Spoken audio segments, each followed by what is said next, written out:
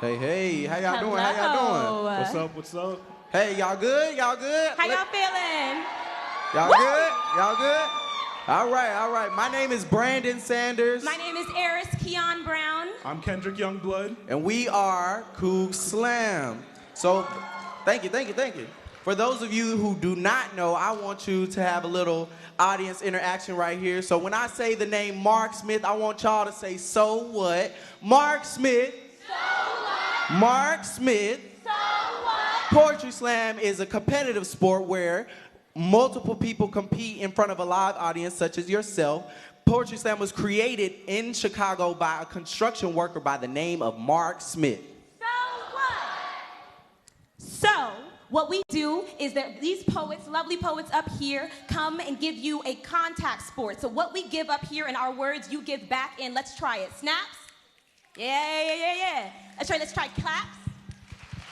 Perfect. Now, if you hear something that really gets you, say, Let me say, ooh. Ooh. So that's what we're expecting for this lovely slam that we're gonna present for y'all. So sit back, relax. We got a couple poems for you.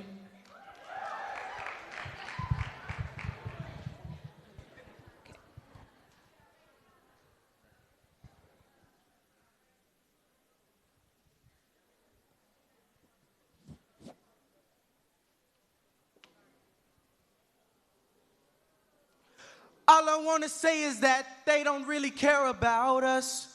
All I want to say is that they don't really care about us. If love is a drug, when the hood loves you back, do you overdose daily as directed? Are you too euphoric to understand the epileptic need for security in these streets? When the hood loves you back, it will praise you for your loyalty. For your future has been founded in these pavements for far long now. I mean, if you paved the way for us to be freed, why when we kneel, it's still a problem? Don't we look up to you, massa? When the hood loves you back, it is then and only then will you realize this is a game of Monopoly and you are expected to lose. Expected to throw in the dice when they come for your land, which goes to say, you might get rich or die trying, but at least you died a real man. When the hood loves you back, you must pledge allegiance to these streets. Cause ain't no picket fence and white horse gonna save you round here, nigga. Don't you remember you a nigga, yeah. All I want to say is that they don't really care about us. All I want to say is that they don't really care about us. Is that why the hood loves when you black? Sounds like you rather us be picking our afros, cause picking our afros must cause too many allegations. Attention.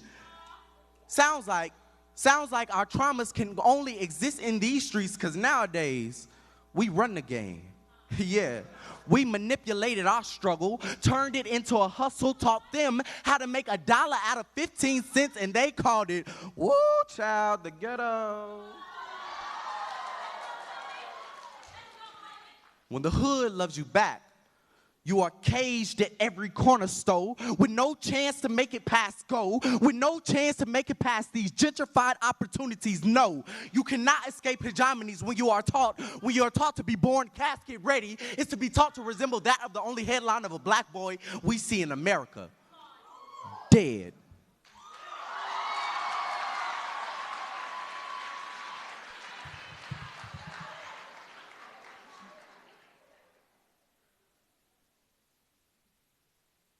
I'm afraid to have a son, so instead I'll birth a moon.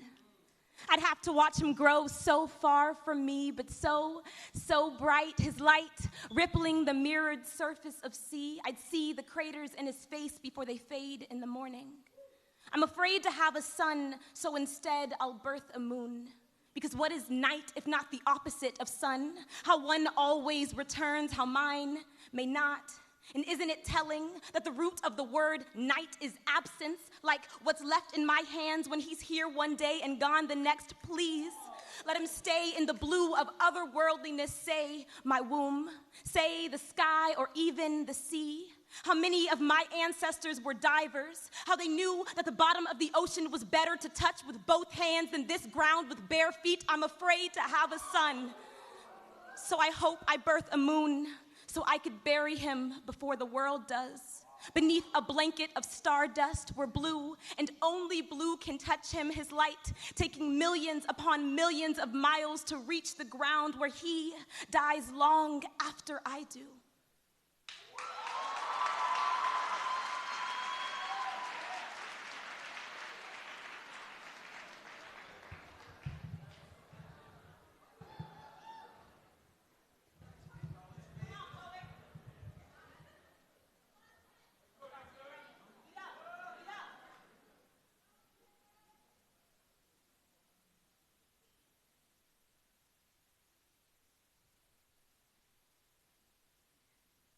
As a child, my favorite comic book character was the Incredible Hulk.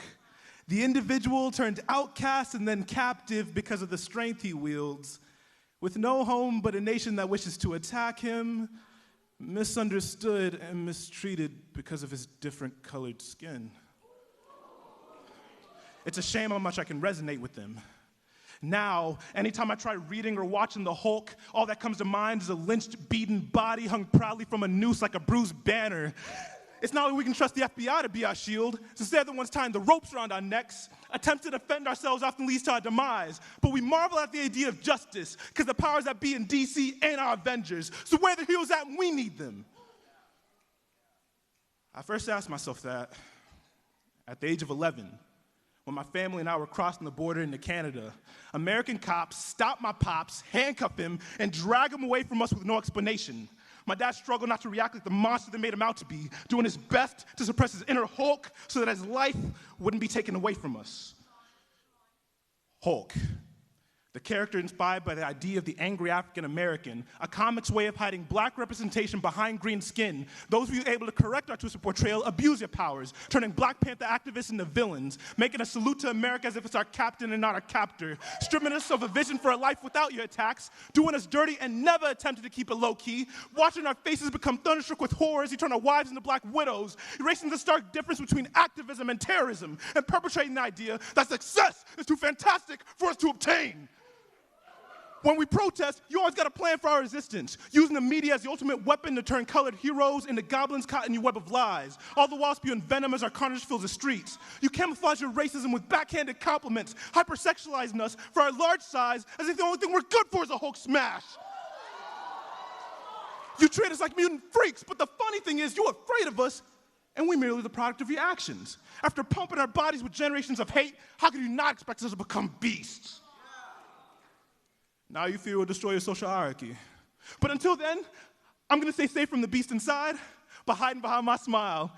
A white girl tells me she's scared of black men raping her, but I keep on smiling. Another crooked cop goes free, but I keep on smiling.